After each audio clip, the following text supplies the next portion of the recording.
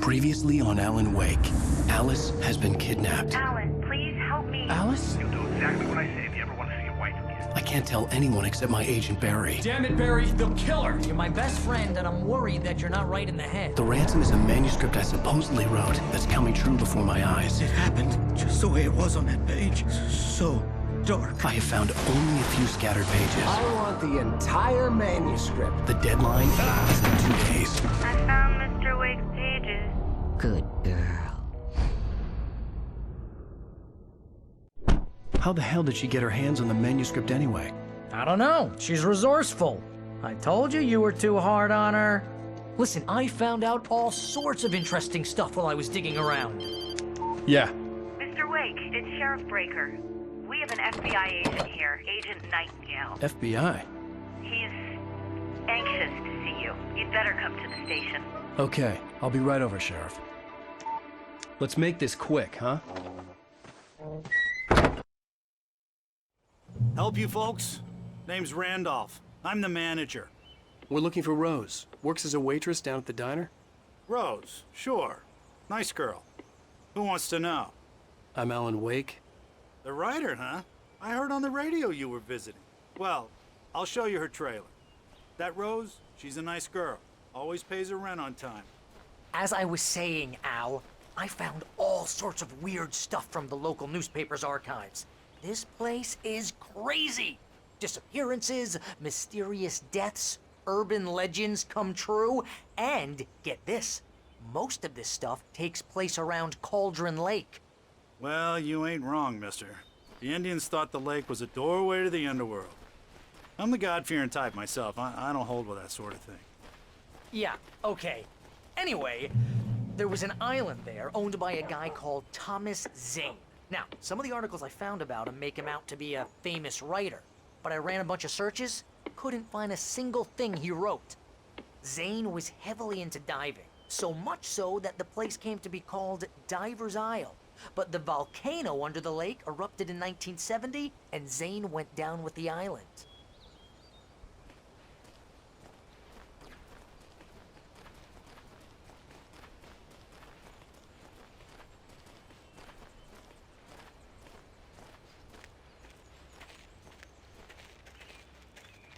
Yeah, how about that?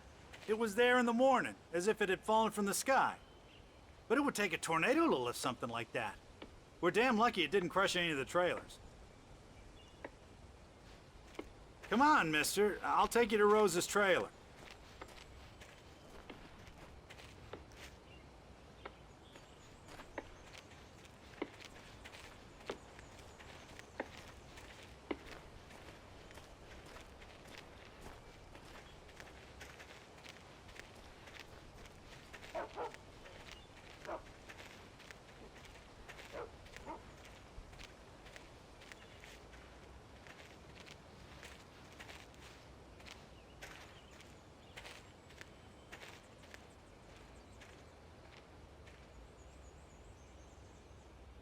It gets better.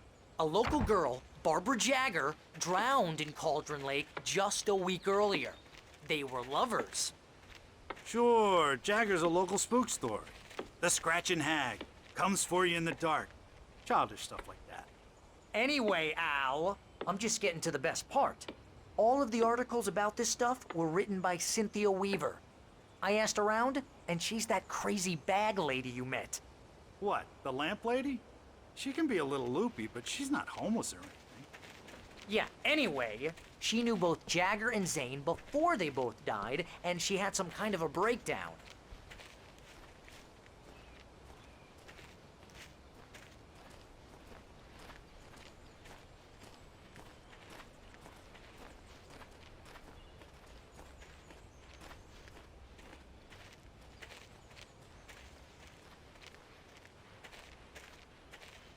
Well, mister, this here's Rose's trailer.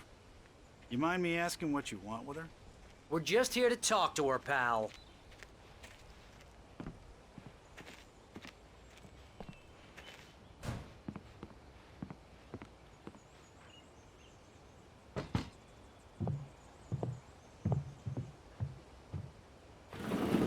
Welcome to Oh dear. Mr. Wake. I'm so glad you're here. Rose, you have my manuscript? Oh. Oh yes. Yes. Please, come in. Hey, this is really good! Rose, Yes, my manuscript. I really need it. I understand. I know what you need. A muse to inspire you. Oh, for Barry? She doesn't have anything. Yeah, hey, Al, what's... Oh... Barry! What? What?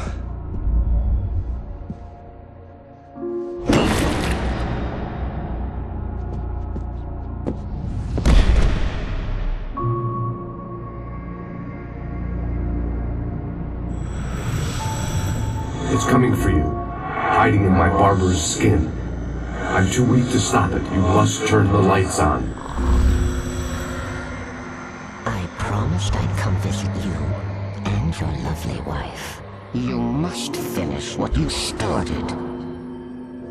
I insist. You must turn the lights on. Turn the light on. Back to work, boy.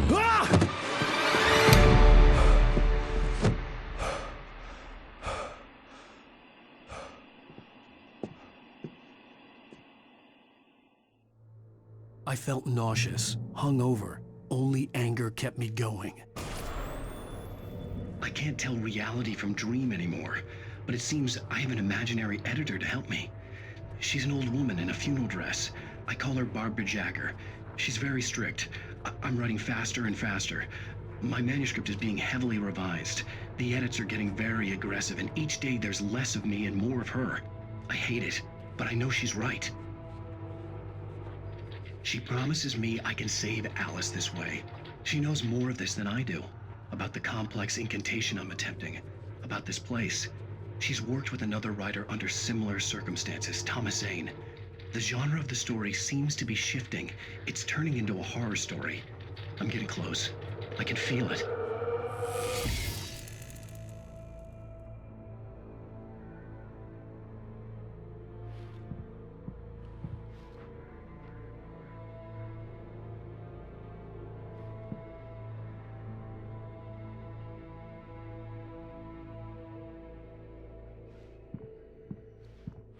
Rose took a day from me. I had less than 12 hours left to meet the kidnapper.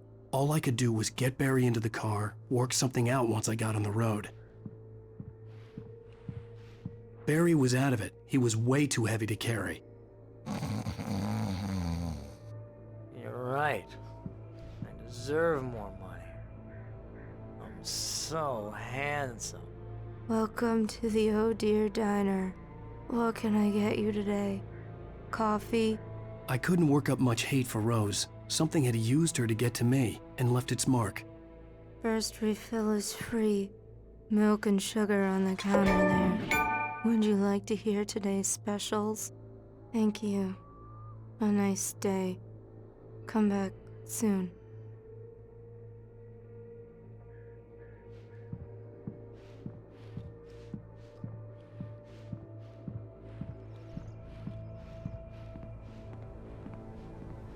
My gun and flashlight were gone. I'd have to find a way to get Barry into the car as quickly as possible. There was no time to waste. Mr. Randolph liked Rose. That little smile she had. How she was still sweet when life had tried so hard to make her bitter. It wasn't any of his business what she did in her trailer. But those strangers, the writer and his smart-ass sidekick, looked like trouble. And they'd been in there for hours. Way past her normal bedtime. He reached for the phone and called the sheriff's station.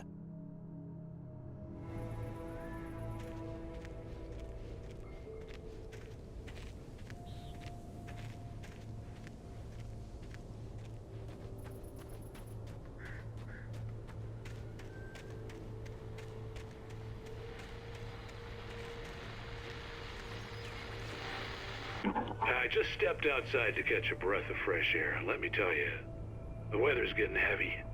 Nights like this make me especially glad I'm here talking to you and not home in bed. Once the weather takes a turn like this, I can't sleep at all. It's all tangled bed sheets and dark thoughts, punctuated by the occasional plunge into nightmare. Is it just me? Well, perhaps it is. But I hope I can make the night a little bit easier to get through. Caller, you're on KBF FM. Hey, Pat, it's Walt Snyder. What's on your mind, Walt? Well, I am the way you are, but, well, I can't sleep either, you know? I just been staring out the window here, trying to make sense of it all, but, I ain't been drinking either, you know? I just... Well, you sound like a man with a problem, Walt. I had a, argument with Danny, and, then I got in trouble with the law, and, I'm just, well... I heard something like that, Walt. Yeah, well, he's, Danny's my best friend, and, they let me out on bail today, and now I'm just alone here at the window, waiting. Man, and there's something in the air tonight, man. I was just outside looking up at the sky above our broadcast tower thinking the same thing. What are you waiting for, Walt? I don't know. Something's gonna happen. I think I better go. Well, Walt, maybe... No, thanks, Pat. Well, good luck to you, Walt. Hang in there. Let's take a little break, folks. This weather's really something else, huh? How can I be sure you will walk away? Why did you look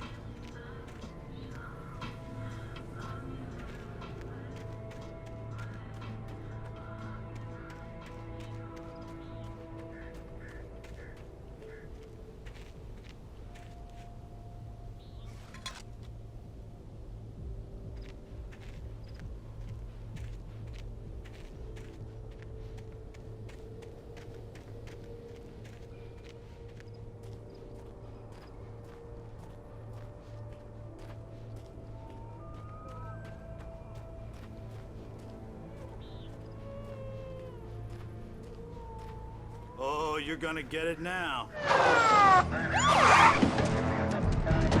God knows what you've done to that poor girl. This is Agent Nightingale, FBI! Get him up, Hemingway! You're under arrest! You move a muscle, I'll unload right in your goddamn face! Stay right where you are, Spillane!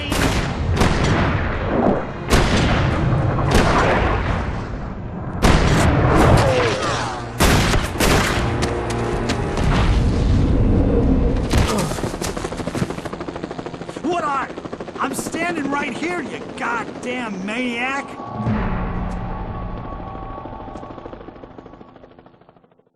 I hated to leave Barry behind, but there was no way I'd miss my appointment with the kidnapper. Give it up, Mr. Wake! Come on! Take it easy on us! Get after him! Don't let him get away! Move it! Move it! Move it! I'll have you shot if you let him get away!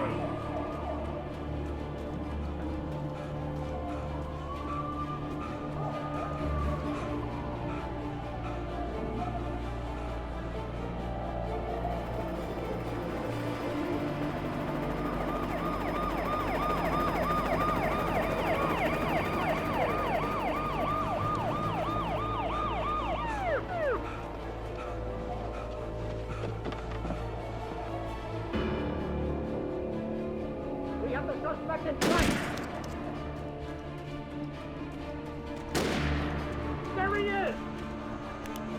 There he goes! Okay, men, keep your eyes peeled. He's gonna try to make it through here.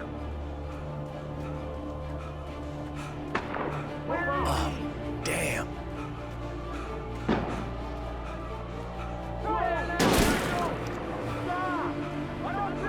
Keep an eye out! God damn it, where did he go? Slip away! Keep an eye out!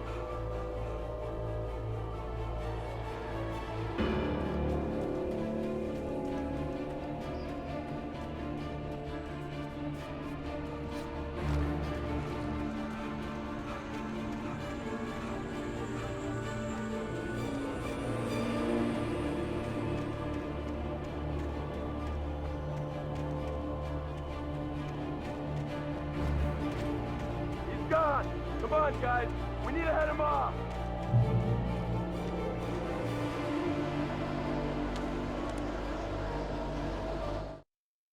For decades, the darkness that wore Barbara Jagger's skin slept fitfully in the dark place that was its home and prison.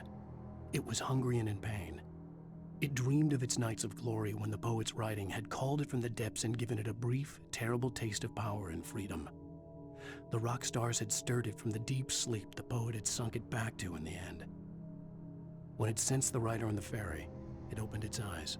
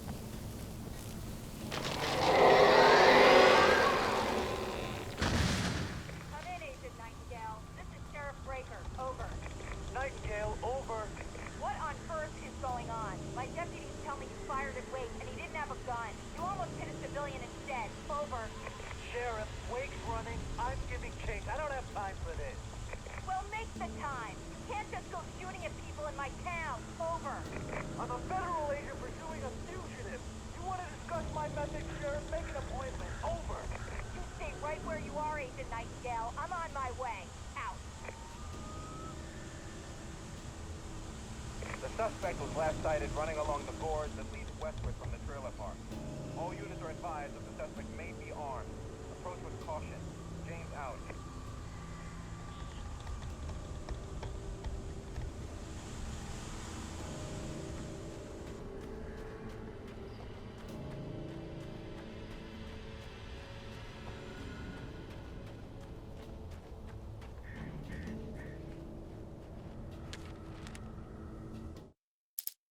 Rose didn't know how the strange old lady got in her trailer, and she looked wrong somehow. The woman showed her teeth in an approximation of a smile and traced a finger down Rose's cheek. "Pretty girl," she said. Rose felt as if she was falling asleep, but her knees didn't buckle. The crone spoke in a whisper, her words ice cold and dark in Rose's ear.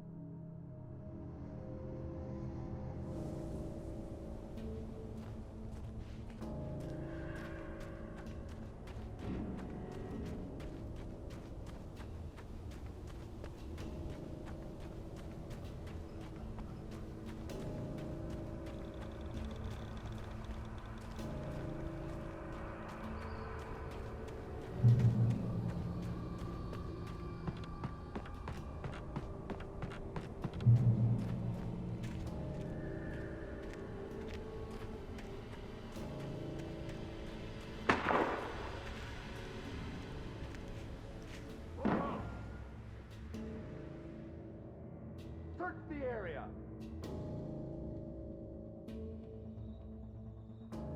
Stay sharp. This way. Over here.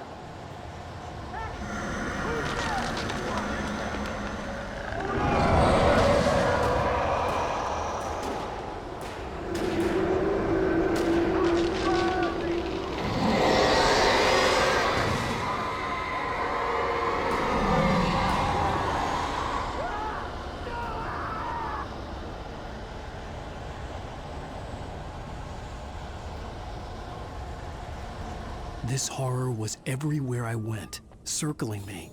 The cops didn't stand a chance. They were after a writer, not a monster.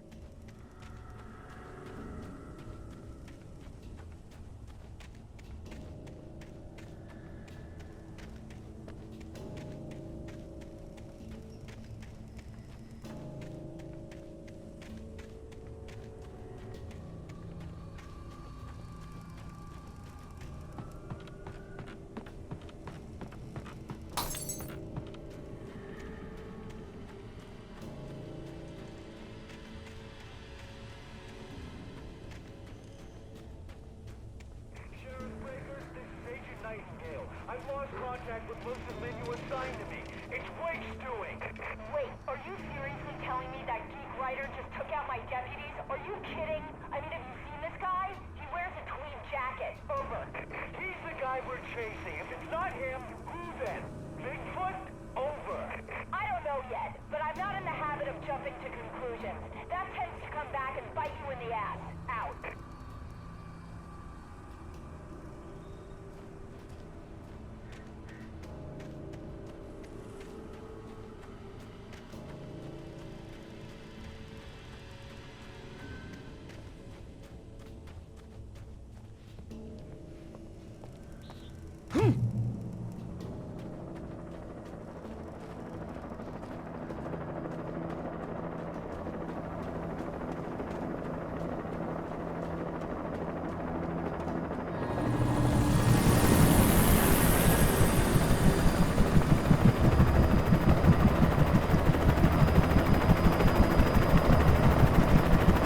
You on the ground. Hold it right there. There's nowhere to run. Freeze!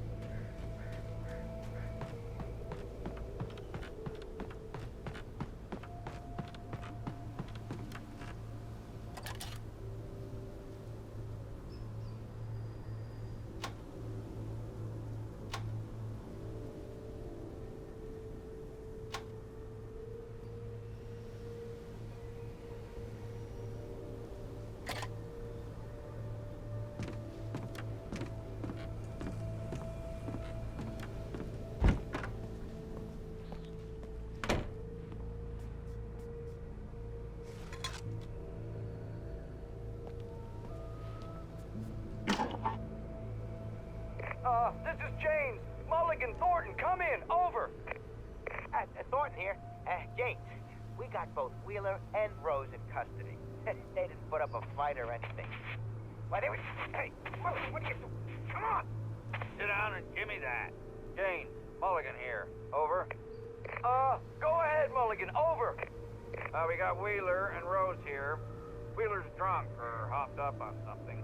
Speaking of which, that Fed had a pretty distinctive whiff of Otis Scotch about him, if you know what I mean. Over. I don't have anything on that, Deputy Mulligan. Over. Well, whatever. Anyway, Rose is just being plain weird here. You better get Doc in to take a look at both. Over. Gotcha.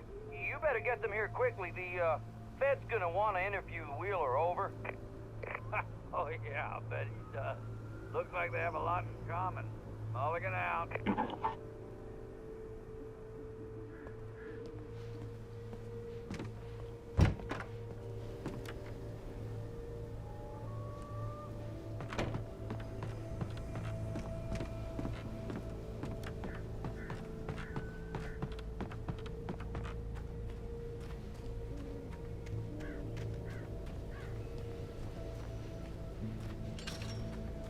I imagined that the broadcast tower in the distance was part of the local radio station. Maine seemed like a decent guy. Perhaps he could give me directions to the coal mine.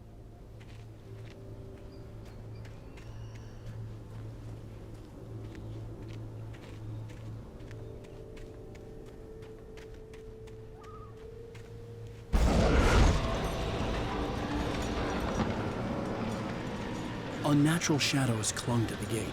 The darkness that was after me was trying to stop me. I wouldn't get through without a light.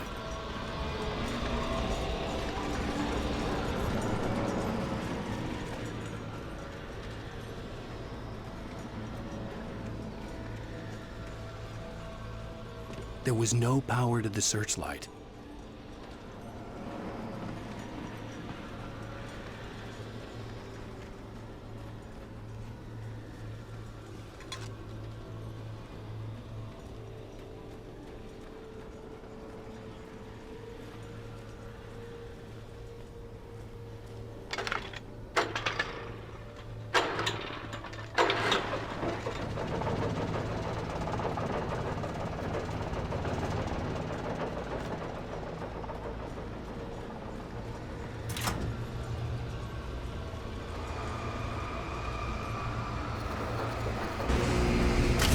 generator conked out. I'd have to see if I could fix it and try again.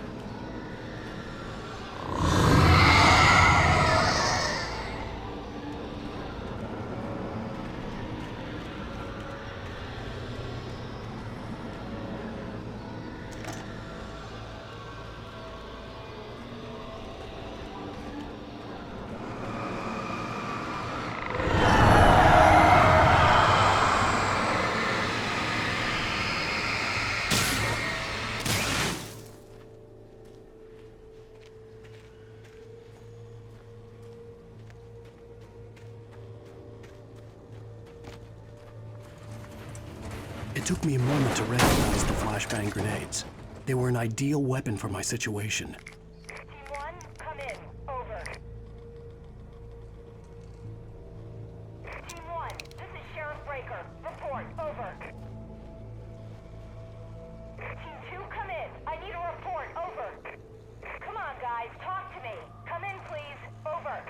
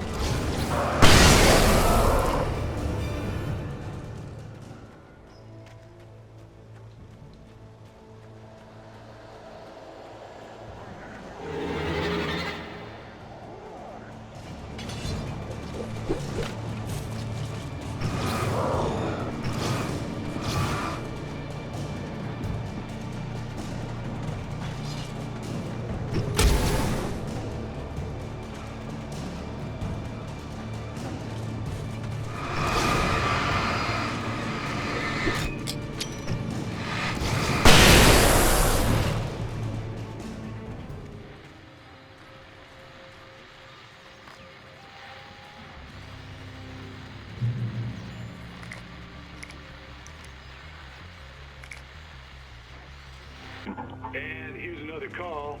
You're on KBFFM with Pat Maine. It's Milt Peabody, Pat. What's on your mind, Milt? Well, I live near the trailer park, Pat, and there's a big ruckus going on over there.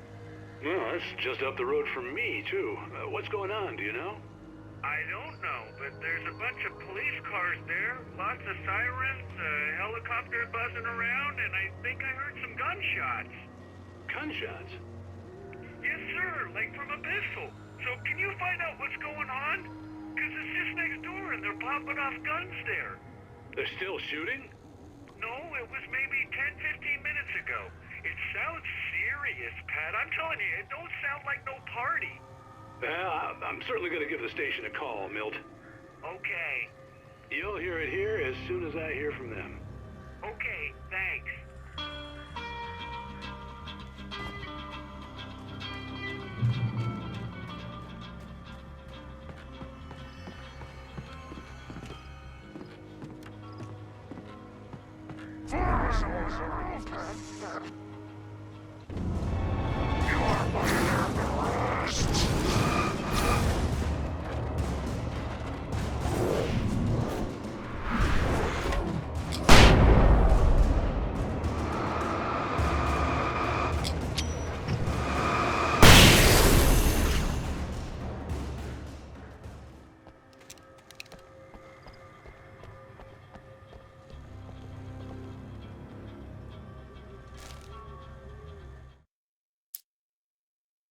Touched by the dark presence, Rose was lost in a dreamland where everything was drawn in black and gray crayons.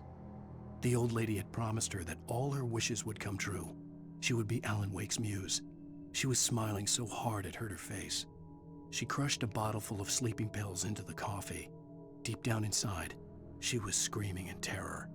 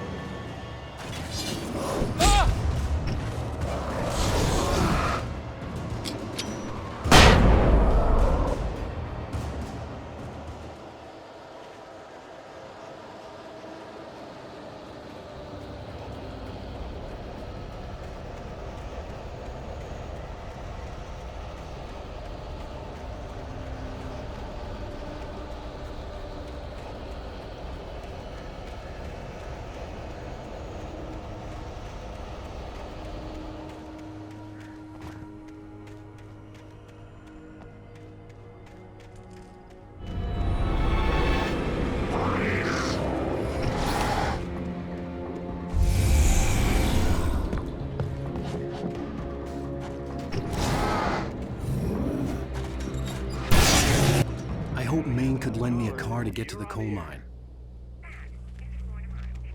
Why, hello, Lorna. What do you have for us?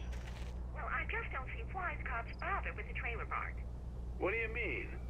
It's a trailer park. Of course you're going to have trouble in a place like that. I mean, what do you expect? The sheriff should be helping us normal citizens instead of wasting resources on those people. Well... Let the trash sort themselves out. I'm sorry, but my granddaddy settled in Bright Falls in 1911. Well, thank you very much for that compassionate viewpoint, Lorna.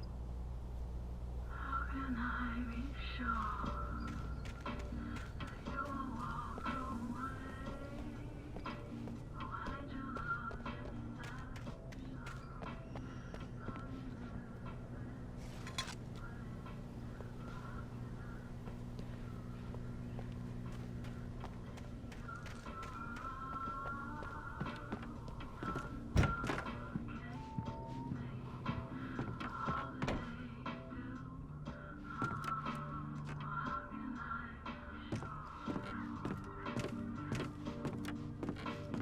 Oh, here's a little surprise. The famous writer Alan Wake just walked in. Folks, I'm going to see if I can talk him into an interview. Come on in, Mr. Wake. Oh, I'm so glad you could find the time to do this, Mr. Wake. Nowhere to run now, Dan Brown. You back away from me. Don't hurt. Whoa. Everyone calm down. Put the gun down. We're all friends here, right? Cool your jets, Nightingale. We got him. What the hell's the matter with you? There's a civilian in there.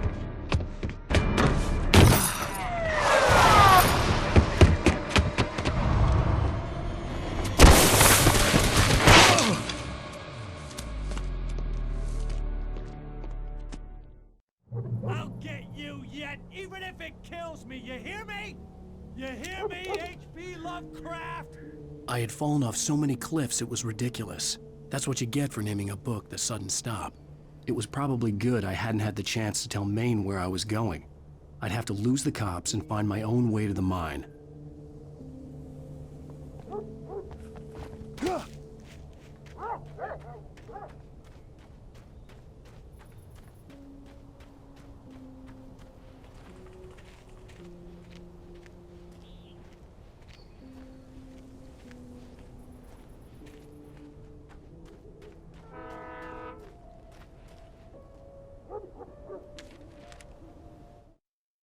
Nightingale stared through the broken studio window into the dark woods. He turned around, started to walk out, but Maine grabbed his arm. "Young man, you almost shot me. You don't shoot off rounds at people like that. What's the matter with you?" Nightingale shook his arm free, marched out. His cheeks burned with rage and humiliation.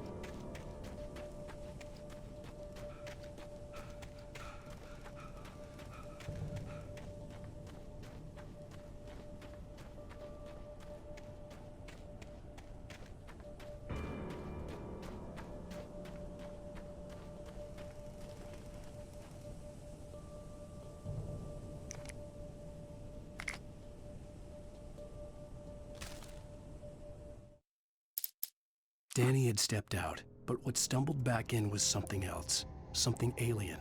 A monster. Walter tried to kill it, first with his fists, then a chair. It wouldn't die. Instead, it kept coming, unaffected by the beating it had taken. After Walter managed to kick it down the cellar stairs, fear took over. He ran, got behind the wheel, gunned the engine. The booze wouldn't make him forget, but he knew he had to try.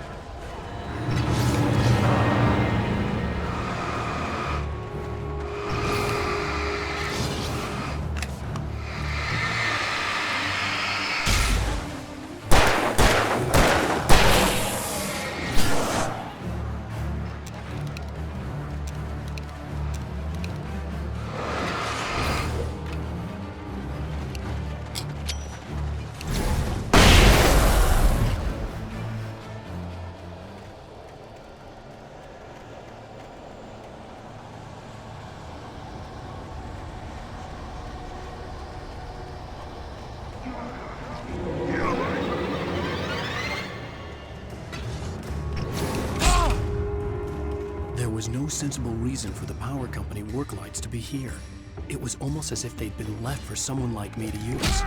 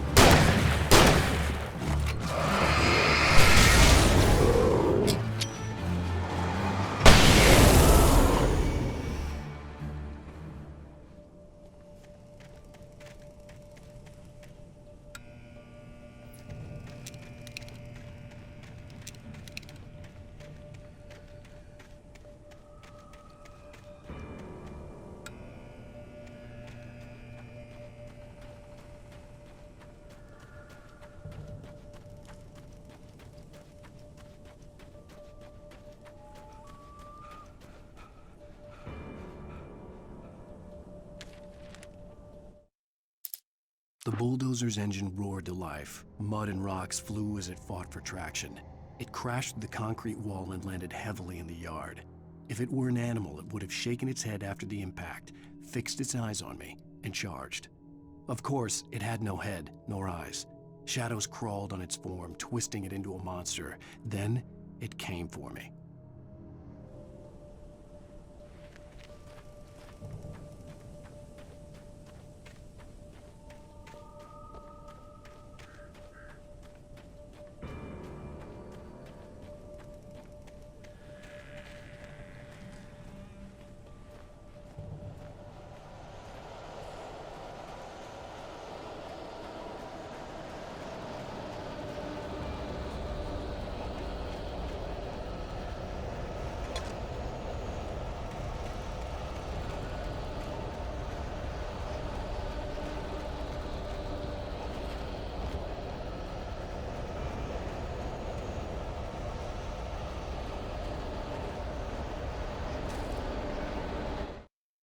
Sarah trusted her gut, and her gut said Agent Nightingale was an asshole. He felt wrong, and it wasn't just the smell of stale booze. It was in the way he flashed his badge, pulled rank, the look in his eyes when he wanted answers. Where was Alan Wake? What was this about an accident? Where was his wife? And most importantly, why did she let Wake go? He wouldn't answer her questions. Federal business was all he'd say.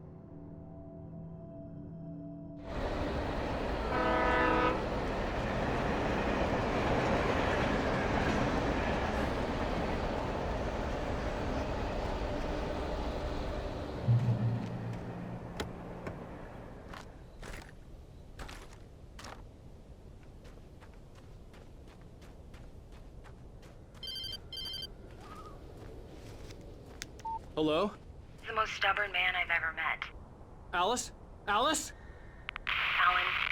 Alan. I'm so afraid. Keeps me in the dark. Please help me. I look at you, Alan, and it's not you. Something else. Looking out from behind your eyes. Alice, I'm here. I'm so alone here. It's all gonna go to hell. You need to be careful. Cooperate. The connection had been terrible, but that wasn't the only thing that hadn't been right with the call. She sounded wrong somehow, but she had called me.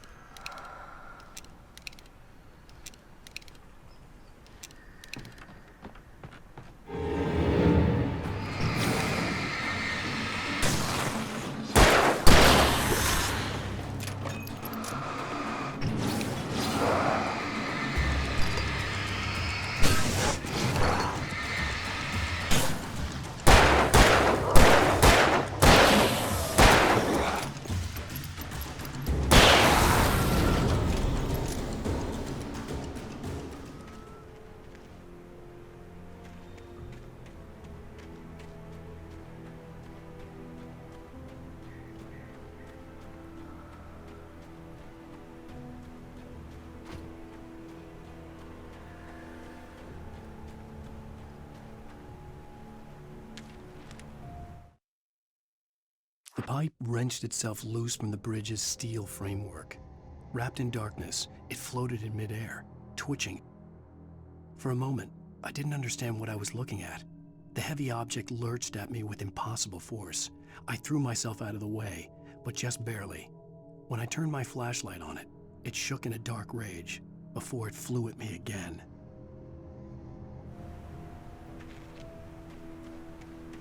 I could see a railway bridge up ahead, and a warehouse of some sort on the opposite shore. I hoped I could find a car from there.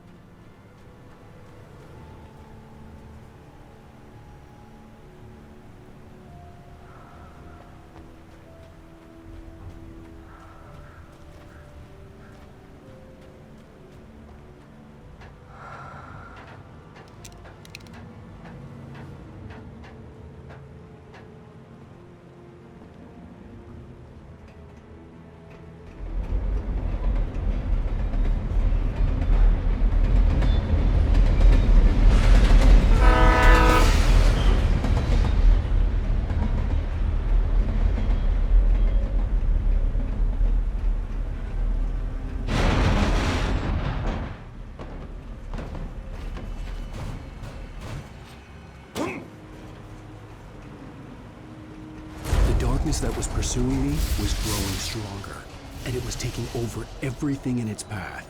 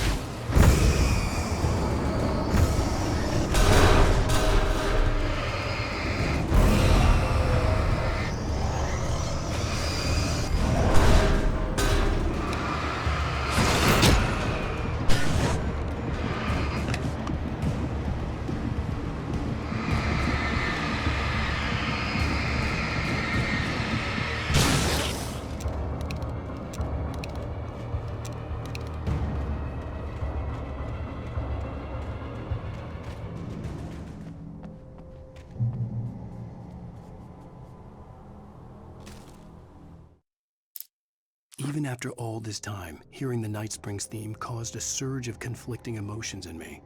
It'd been my first real writing gig. Barry had known a guy who knew a guy, and suddenly I'd been a semi-regular writer on the show. I'd always been ashamed of the job. Felt it was trash. I'd wanted to be an artist, a novelist. I'd been naive back then. It had taken a long time to learn to be proud of the work.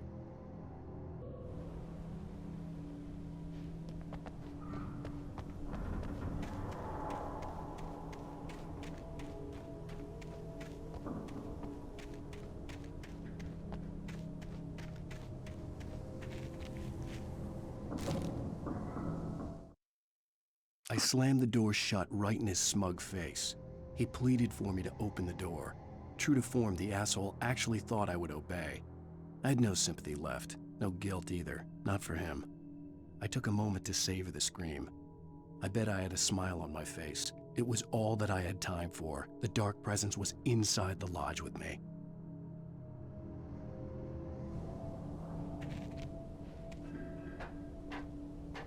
As a teenager, just starting to get interested in writing, Stephen King had been a source of inspiration to me.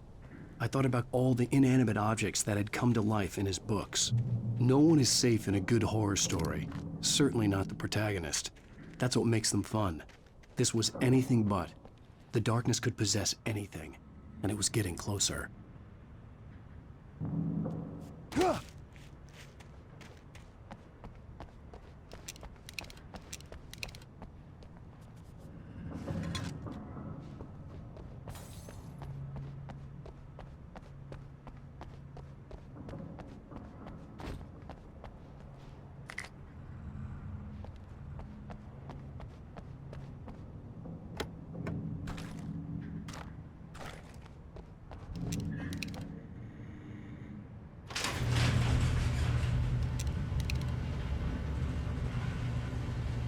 Did you call 911?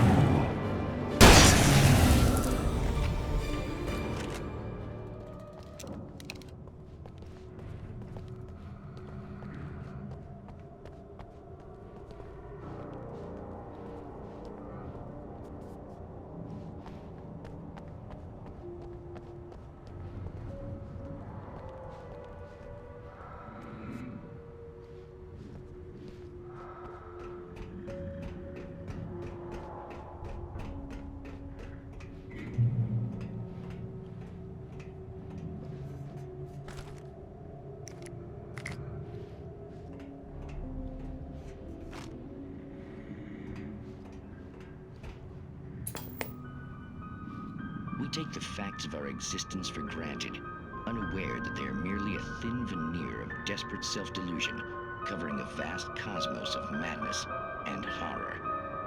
All too often, the stars are right. In Night Springs.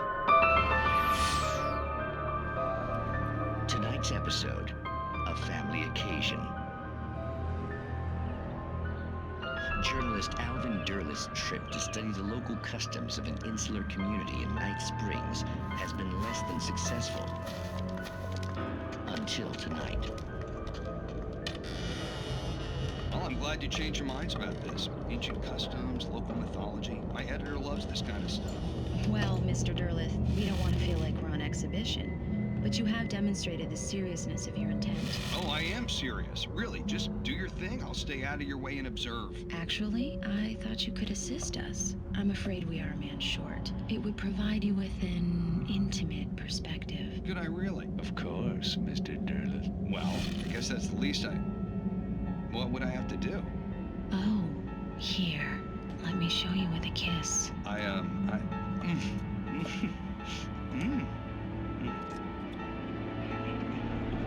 What did you add?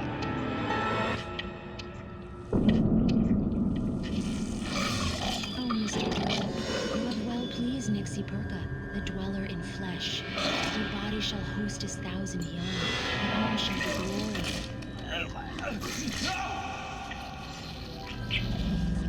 Shh, darling, be calm. Shh. Alvin Durleth learned a harsh lesson. If you go looking for mythology, it may come looking for you. And such quests always bear fruit. In Night Springs.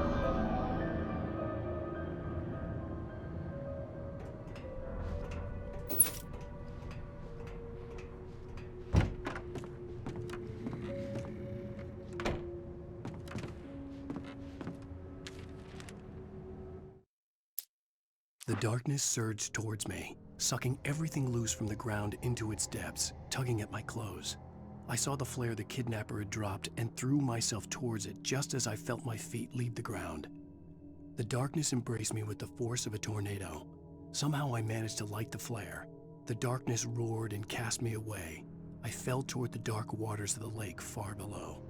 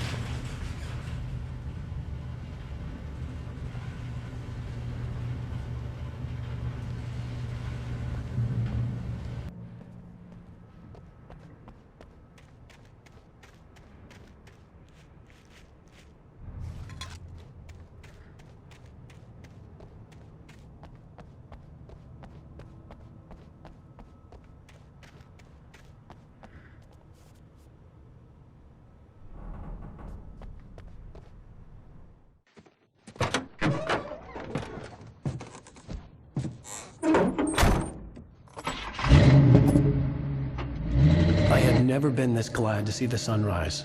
I had a couple of hours to get to the coal mine.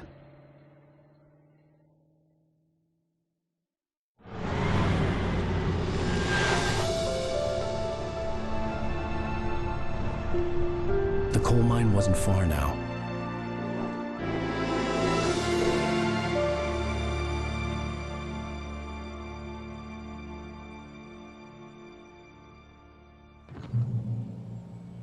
Today, I would meet the kidnapper, and he would give me Alice. I wouldn't give him any other choice. A drowning man will clutch at a straw.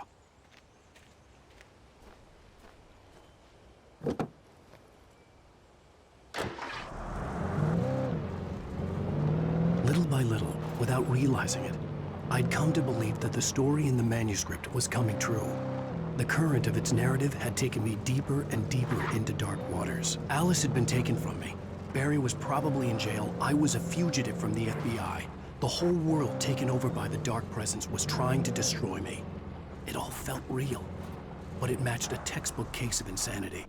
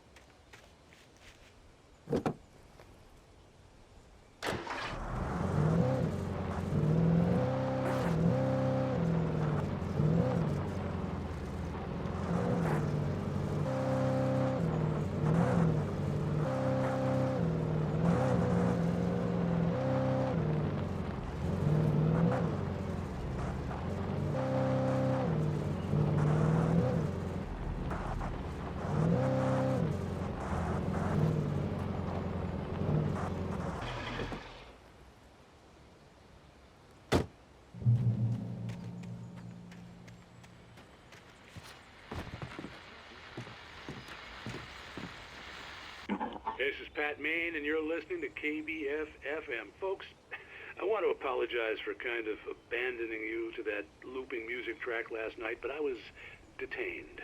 You see, I encountered a big-shot G-man with an itchy trigger finger who could use a lesson in manners and a boot in the ass, not necessarily in that order either. Now, folks, I know I'm not being very informative here, and I apologize for that. I really should just keep quiet, but I'm just so peeved right now, because some people just shouldn't be carrying badges. I'm just glad that our Sheriff Breaker was there to straighten things out. And if someone I met last night is listening, let me just say, I'm sorry if my mouth got you in trouble. I'm pretty sure you're not the bad guy here. Godspeed, son. I hope you know what you're doing. Now, on a lighter note, I'll be talking to Dr. Nelson all morning. But first, a little music.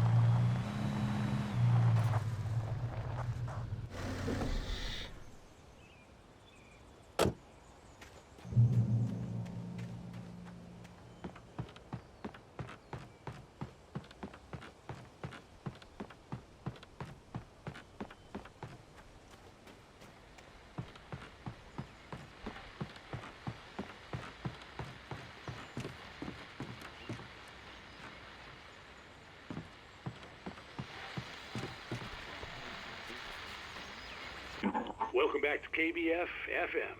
Hope you enjoyed that tune.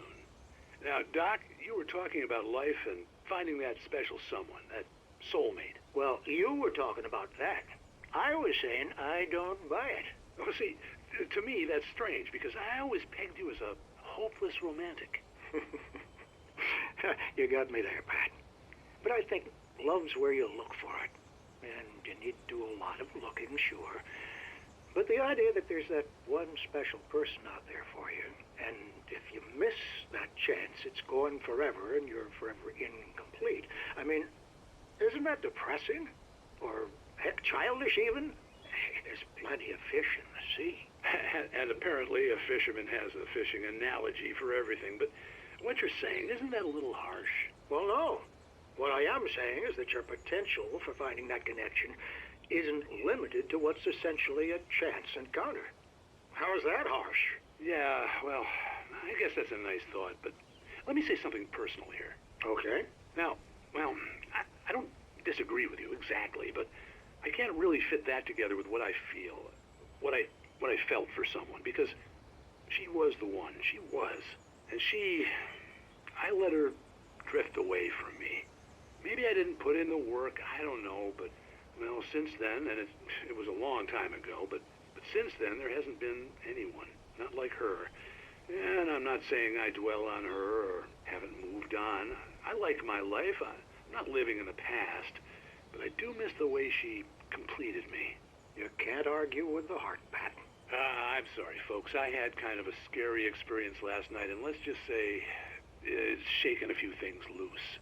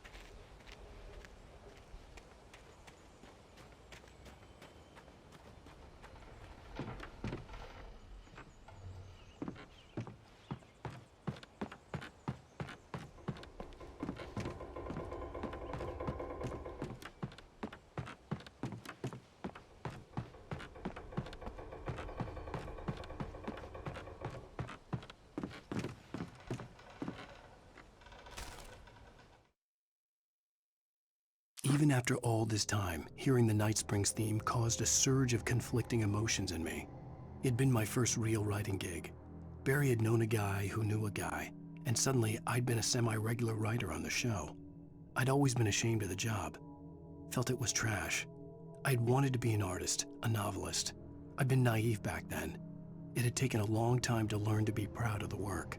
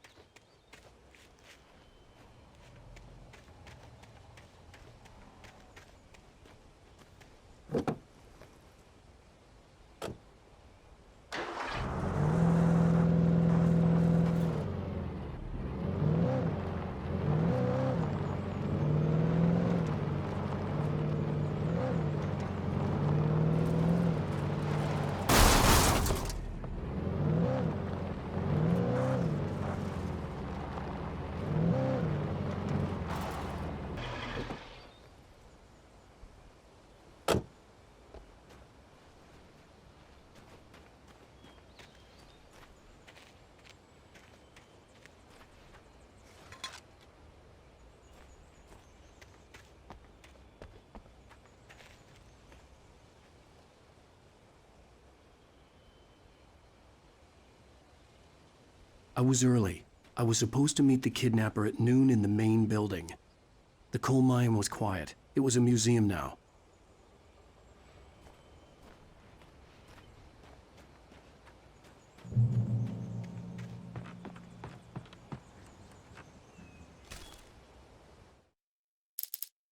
With Nightingale gone and the night wind blowing in through the broken studio window, Maine stared at Sarah. The sheriff looked away. Maine's voice shook with barely controlled anger. That boy's doing more drinking than thinking. I hope you know what you're doing, Sarah. He's got a sickness in his eyes. You take my word for it. He wants Wake for a reason, and it's not for anything good.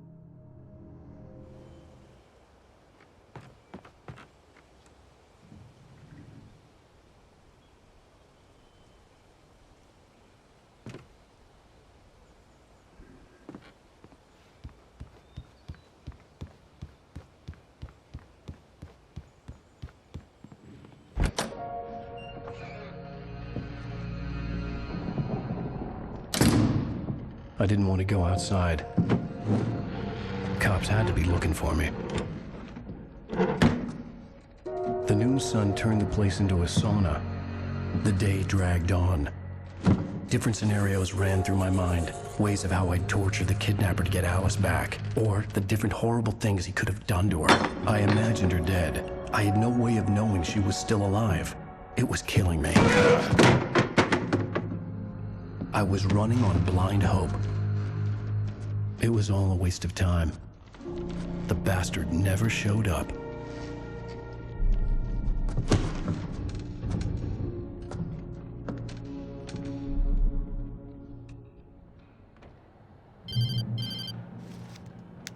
Wake! Where the hell are you? Change of plans. You know where Mirror Peak is? It's a big mountain north of where you are. You follow the path from the mine, you can't miss it. There's a lookout point there. I'll be waiting. I'm through being jerked around by You you. want to see your wife alive? Because if you do, you better watch what you say to me. Do we understand each other? I want to talk to Alice. Yeah, and I want the manuscript. Don't keep me waiting, Wake. Hello? Hello? Ah! I'm gonna kill him. I had to get to Mirror Peak.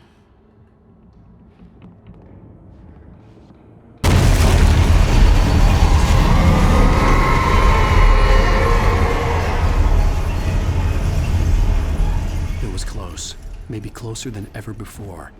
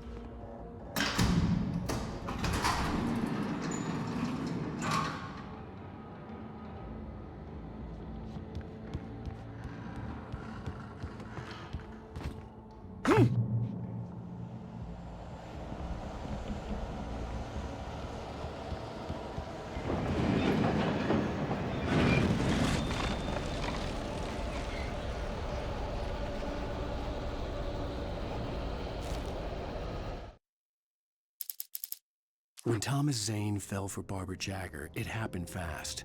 She was young, vibrant, and beautiful, full of life. He had never been a very happy man, and without any seeming effort, she had changed all that. Zane felt good for the first time in his life. Everything she did was another piece of a jigsaw puzzle he hadn't even known he'd been missing. And best of all, she made the words flow, strong and sharp. She was his muse.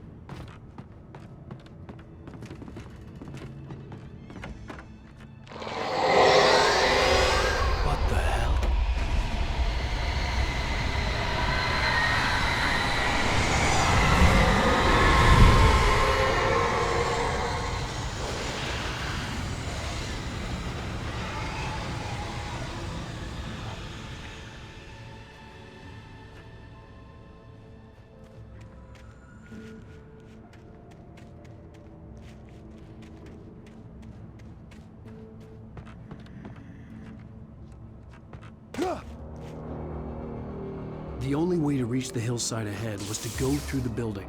I had to find a way to avoid electrocution.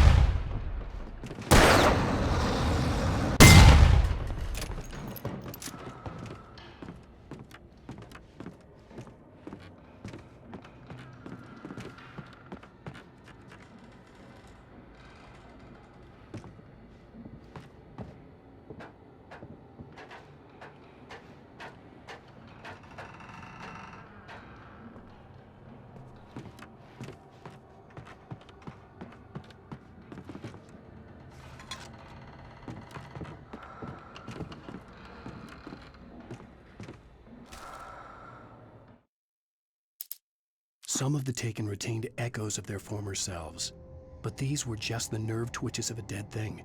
Nothing remained but a shell covered and filled with darkness. In most cases, these puppets were enough for the purposes of the dark presence. But for anything more elaborate, as with the writer, it was different. It needed his mind. And so rather than taking him over completely, it merely touched him.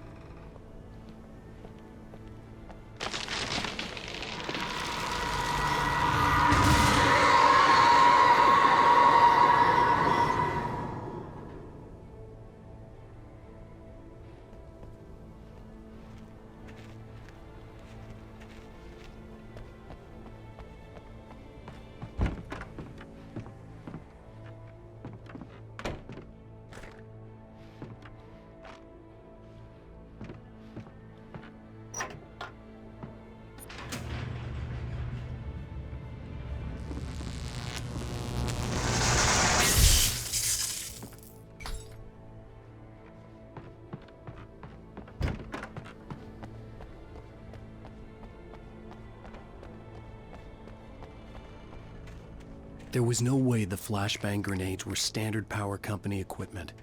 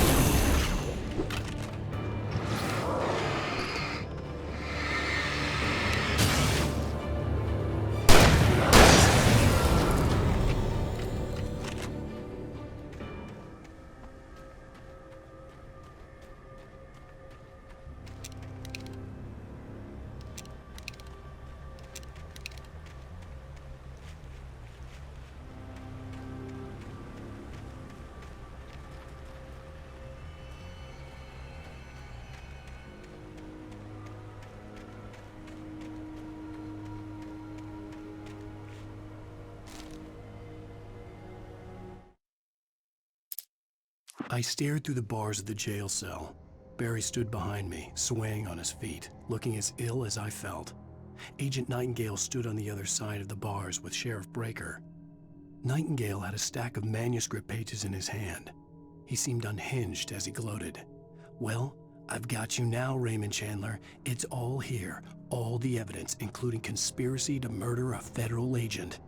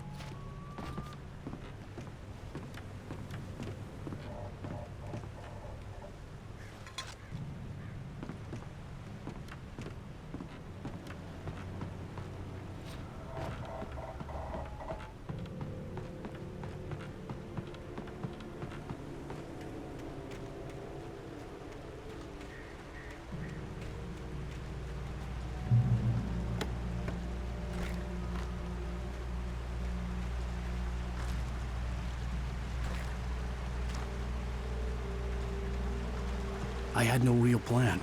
I was going to give the kidnapper all the manuscript pages I had for Alice. If that wasn't enough, I'd hold him at gunpoint and make him talk.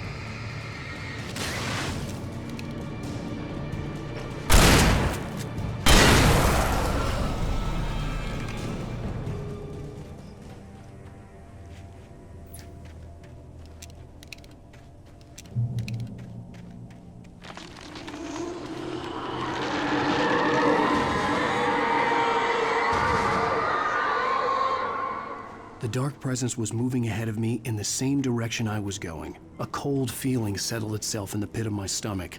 Was it going for Alice?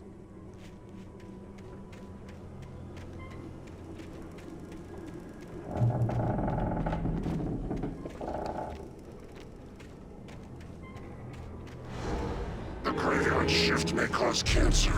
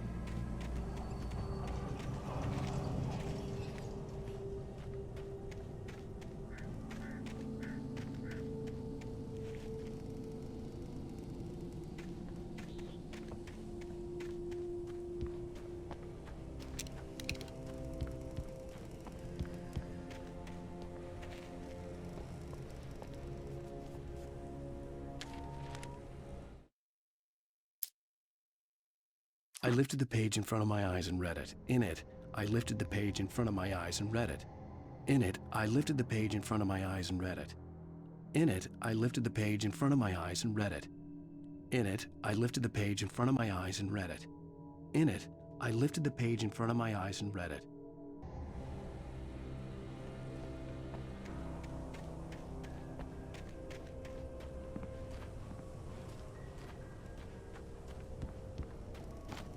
The place was dead, a ghost town. Had been for decades, maybe a century.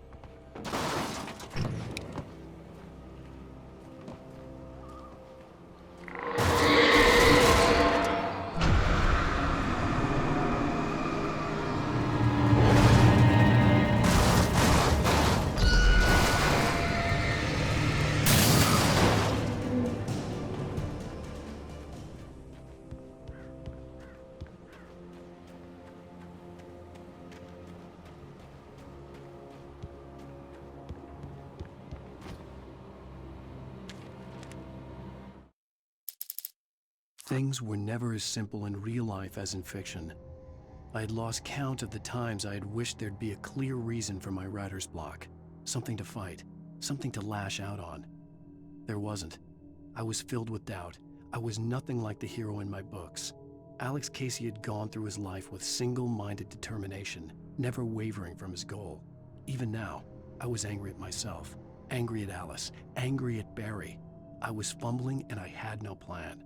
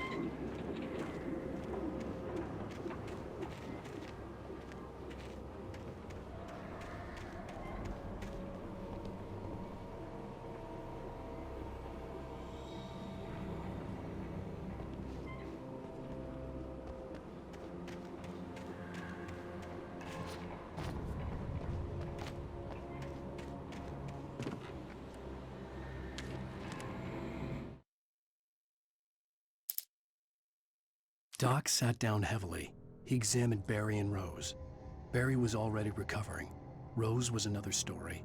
She was conscious, but she was barely present, almost delirious, disturbed, touched in the head, they used to say. It wasn't the first time Doc had seen someone in such a state, but it had been over 30 years. Doc poured himself a stiff drink. He hadn't forgotten a thing.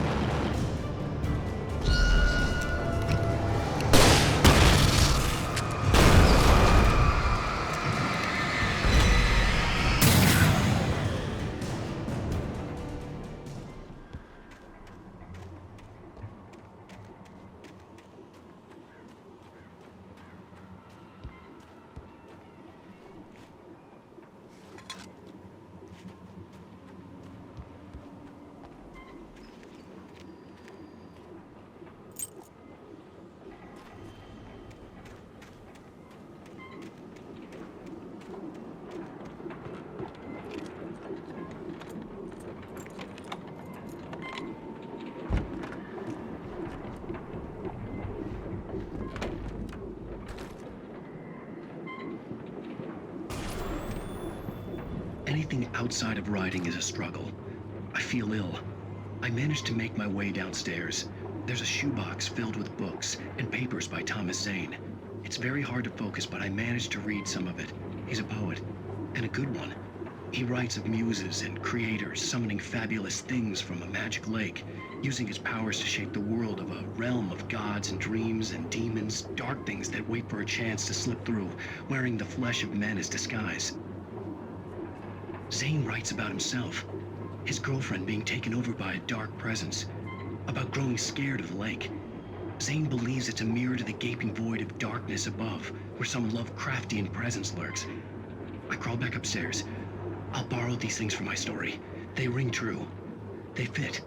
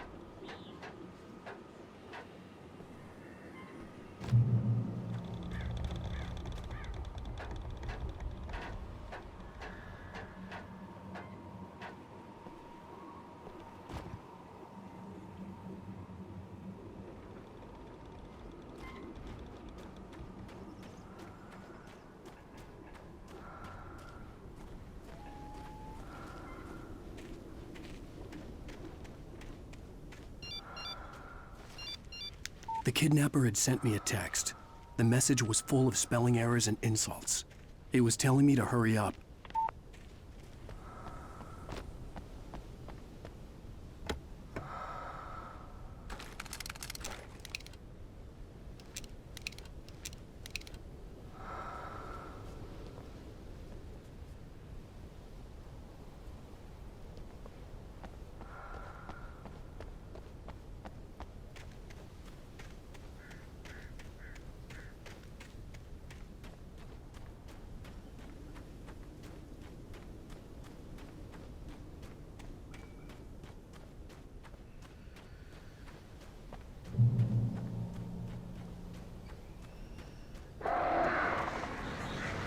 Birds.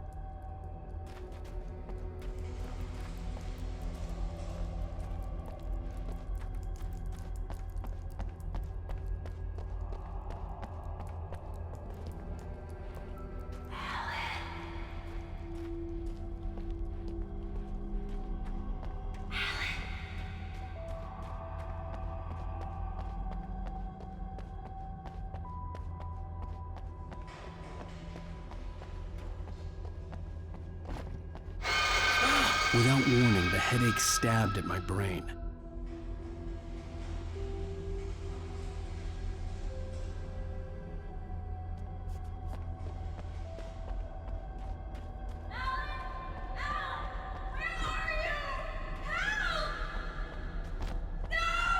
Alice? Alice?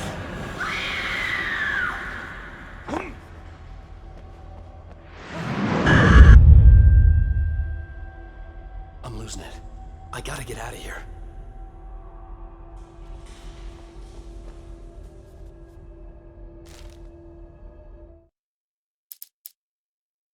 For Mott, spying on the writer on the ferry had been a disappointment. His boss had made Wake out to be something special, but Mott hadn't been impressed. He'd gotten a good long look at the wife, though, and he liked what he saw. Mott had fantasized about goading Wake into a fight, but it hadn't happened. Still, he'd get his chance to see if the writer had anything in him. He'd been promised as much.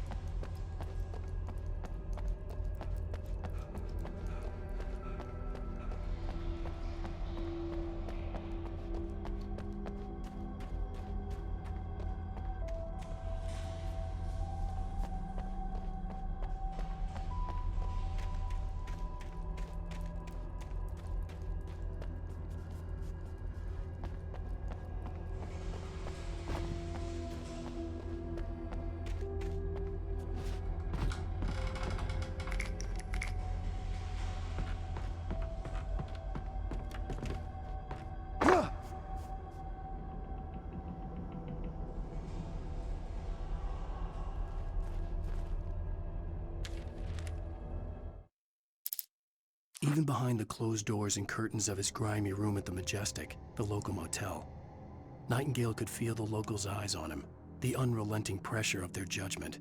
He forced it out of his mind. For all he knew, they could all be under Wake's spell already. You do what you have to do to get the job done.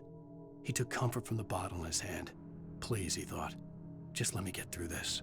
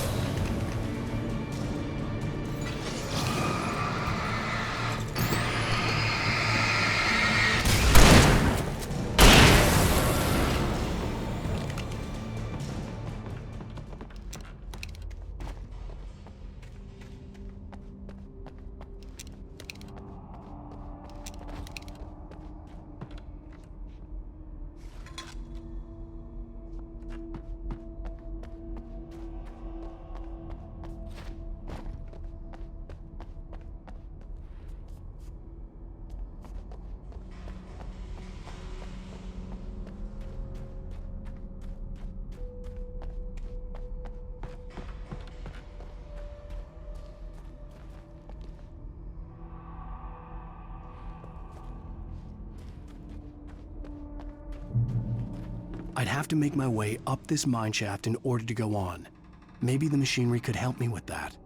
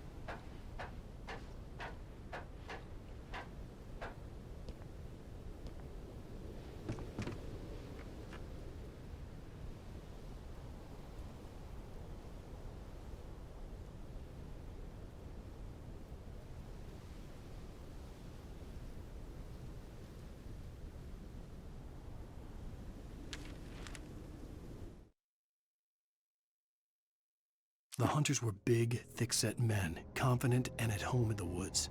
They were feeling good, running on beer, ghost stories, and camaraderie late into the night. It did them no good, as they were taken by the dark presence, sucked deep into a darkness far worse than any ghost story they ever told or heard.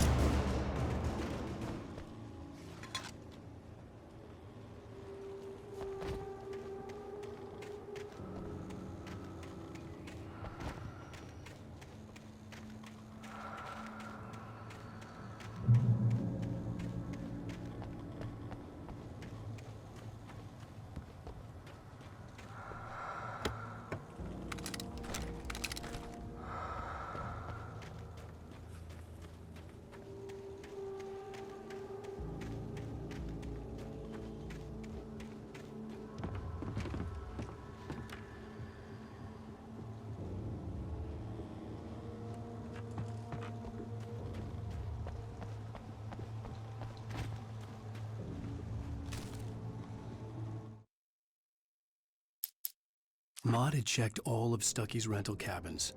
There had been no sign of the Wakes. It was dark when he'd found their car parked at the end of the road by Cauldron Lake. It made no sense. They must have taken a wrong turn, but there was no sign of them, and the car had been there for hours already. Frustrated, Mott stood on the rotten ruin of the footbridge that had once led to Diver's Isle before it sank beneath the waves years ago. The boss wouldn't be happy.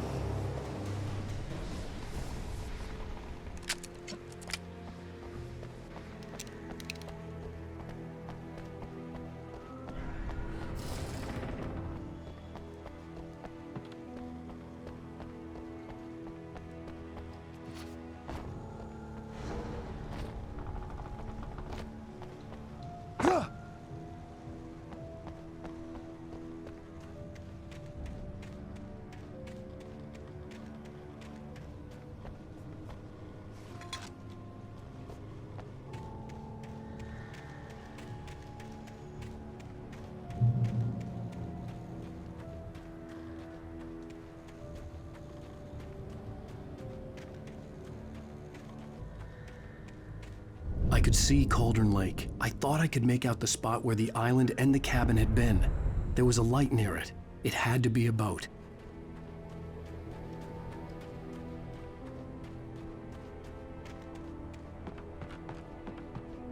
I was close now. I had to get there fast. I dreaded what I would find.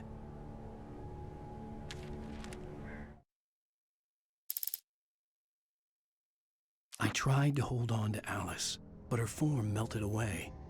I was losing control. Dr. Hartman stood in her place. I wanted to hit him, but my arms were jelly. He smiled. It was a reassuring smile, and I hated him for it. I had to give you a sedative. Don't fight it. You went through another rough period.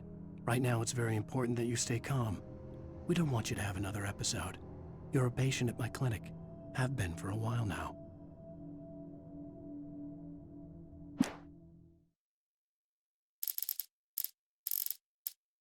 Lightning flashed behind the windows of Cauldron Lake Lodge. Tor Anderson laughed and held the steel hammer above his head. Nurse Sinclair was trying to calm him down without success. Tor grinned madly and shouted, "My hammer's up. Here's a friendly poke from Molnir, wench."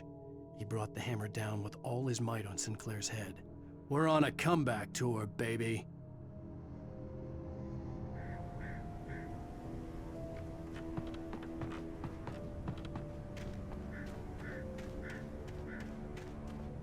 Wait! Are you? Wait! Hey, I'm here! I'm coming! No! Get away! Sorry. Please, wait! The boss didn't know who he was messing with. I didn't know. I swear I didn't know. We don't have his wife. We don't know where she is. She's probably drowned. We just said we had her to make him play ball. You see? To get him writing for us. Please. Please. Oh. I'm sorry. Please don't hurt me. Ah! Ah!